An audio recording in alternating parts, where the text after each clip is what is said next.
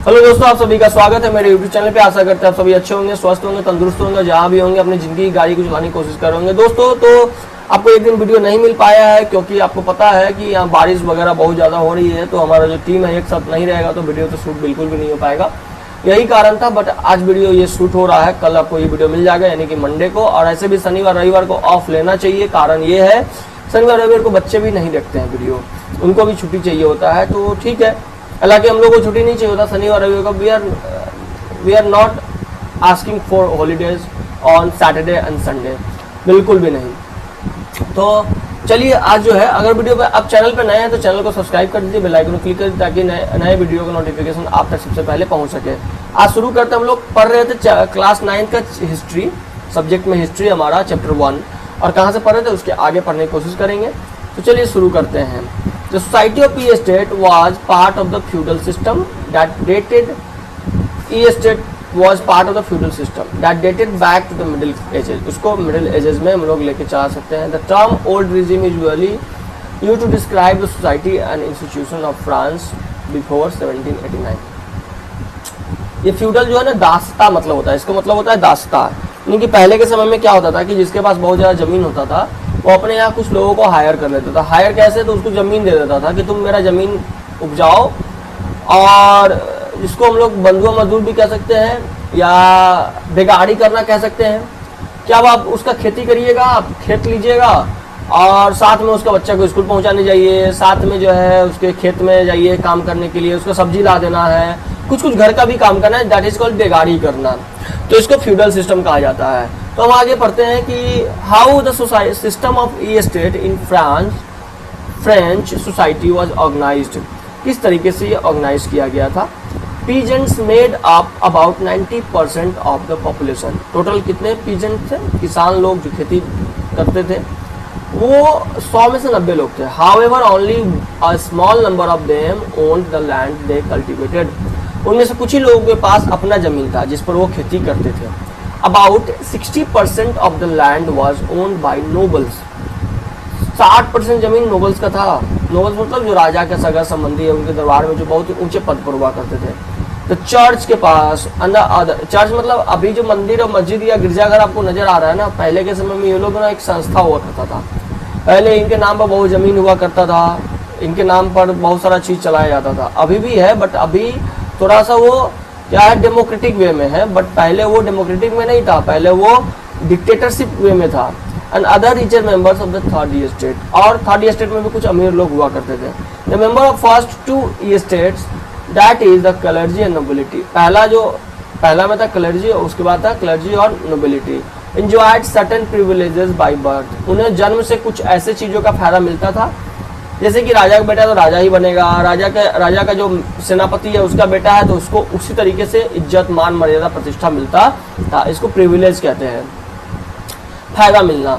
The most important of these was exemption from paying taxes to the state. अब इसमें क्या था कि इन दोनों स्टेट को ना टैक्स नहीं देना पड़ता था, ये लोग आजाद थे टैक्स देने को लेकर के।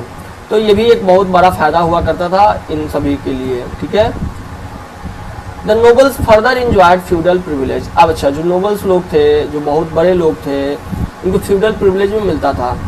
This included feudal dues. उनमें फ्यूडल ड्यूज हुआ करता था, which they extracted from the peasant. जो किसान से वो लोग लिया। बता ही दिया आपको फ्यूडल क्या होता था कि किसानों को जमीन दिया जाता था, उसके बदले में उनसे बेगारी करवाया जाता था, घर का भी काम करवाया जाता था। उनकी वाइफ जा रही है नहाने तो उनके पीछे पीछे ये लोग जाते थे कि कहीं कुछ हो ना जाए, रास्ते में कोई छेड़छाड़ न करे, ऐसा हुआ करता था। Peasants were obliged to render services to the lord, to work in his house and field. देख लीजिए, अभी हमने कहा कि घर में भी उनको काम करना पड़ता था और फील्ड में भी काम। To serve in the army और participate in the building roads. कभी कभी रोड बनाने में, कभी कभी आर्मी को भी सर्व करने में, खाना पीना बनाने में, बर्तन बासन करने में, कपड़ा धोने के लिए इन लोगों का इस्तेमाल किया जाता था।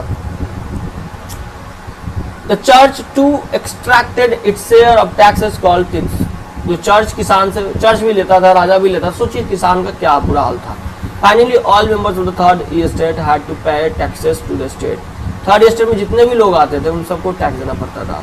दिस इंक्लूडेड डायरेक्ट टैक्स, जिसको हम लोग टैली कह सकते हैं। एक डायरेक्ट टैक्स हुआ करता था, अभी भी हमारे देश में भी था, बट अभी जीएसटी लगाया गया है। A number of indirect taxes were also levied on articles of everyday consumption. सोच लीजिए नमक और टोबैको जो कि डेली खाया जाता है, ऐसा रूल होता है कि डेली खाने वाली चीज़ों पर टैक्स नहीं लगना चाहिए, लेकिन डेली खाने वाली चीज़ों पर भी टैक्स लगता था। The burden of the financing activities of the state through taxes was borne by the third estate alone. अब जितना भी सरकार का टैक्स हुआ करता था, खर्चा हुआ करता था, सबका खर्चा थर्ड एस्टेट वालों से ही निकाला जाता था। सोच लीजिए कितना बुरा हाल था। यहाँ पे लीवर का दिया हुआ है, मतलब unit of currency in France discontinued in 17। ये फ्रांस के जो करेंसी हुआ करता था उसी को हम लोग लीवर कहते हैं।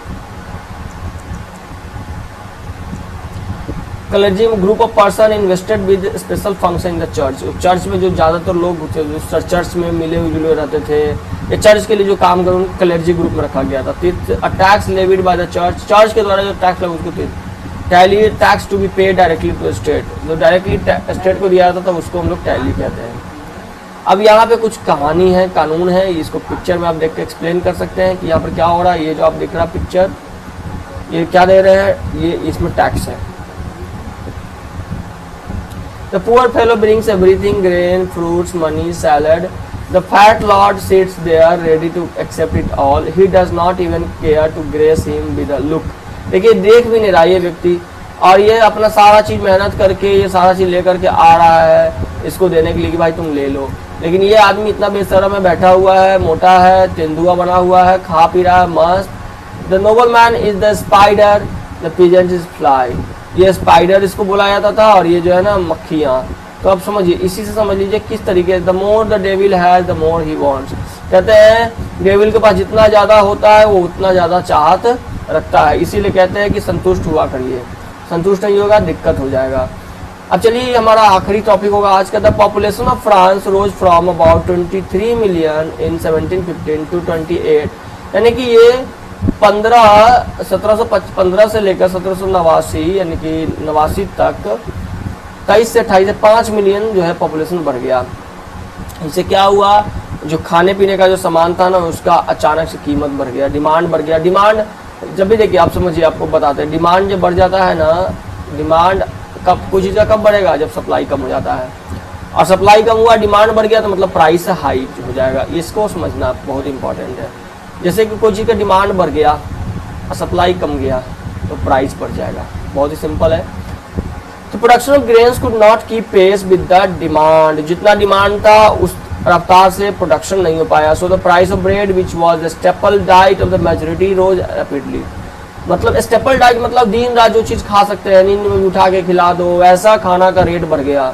Most workers were employed as labourers in workshop whose owner fix their wages. ज़्यादातर लोग उस लोगों में काम कर जिनका मजदूरी बंधा हुआ था, but wages did not keep pace with the. अब ठीक है मजदूरी बढ़ना चाहिए, अगर सामान खाने पीने के सामान में कीमत में बढ़ोतरी होता तो मजदूरी बढ़ना चाहिए, लेकिन ऐसा हुआ नहीं।